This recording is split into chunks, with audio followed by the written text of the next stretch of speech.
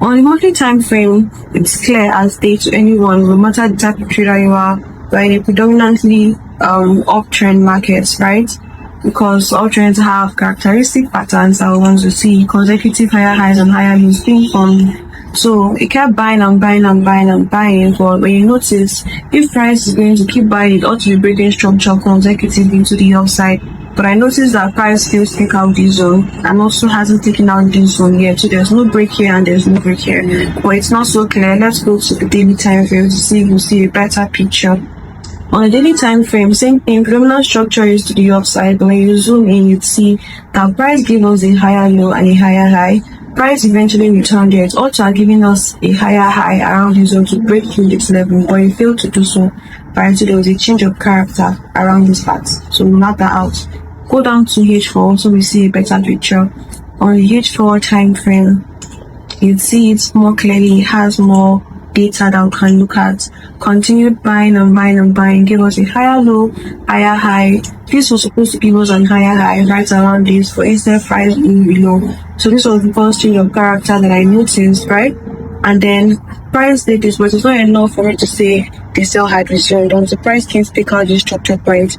So when price took out the structure point, I had a confirmatory break of structure to the downside. So I marked out this one, expecting price to eventually return into that level and sell. However, because I could see liquidity right above, which is the gap that the market left, I knew price was going to return into that zone to go and sell.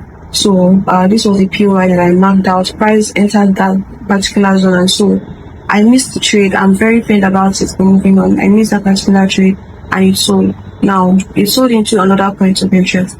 How did I come about this second point of interest where I'm currently buying from? I'll explain. If you're familiar with the head and shoulder pattern, you can tell that this is a shoulder that has been printed on 2-hour time frame, right? A break. You can tell that this is a shoulder that has been printed on a 2-hour time frame. Here, a break below, a sweep above, and a return into the shoulder. Right, so having this in mind, I'm thinking, okay, is it possible that gold continues to buy? It is likely. Remember, market is always a 50-50 thingy, so always have an open mind, right?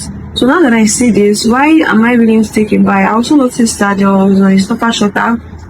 Some people call it doji candle. This very candle here, and the blip zone right around that level is why I'm taking this buy. It feels like extra confidence is around this zone that made me decide to buy gold as a class right now. However, if you look below, you'd also see that there is another point of interest that I have marked out right around this, which is the other block that we have here right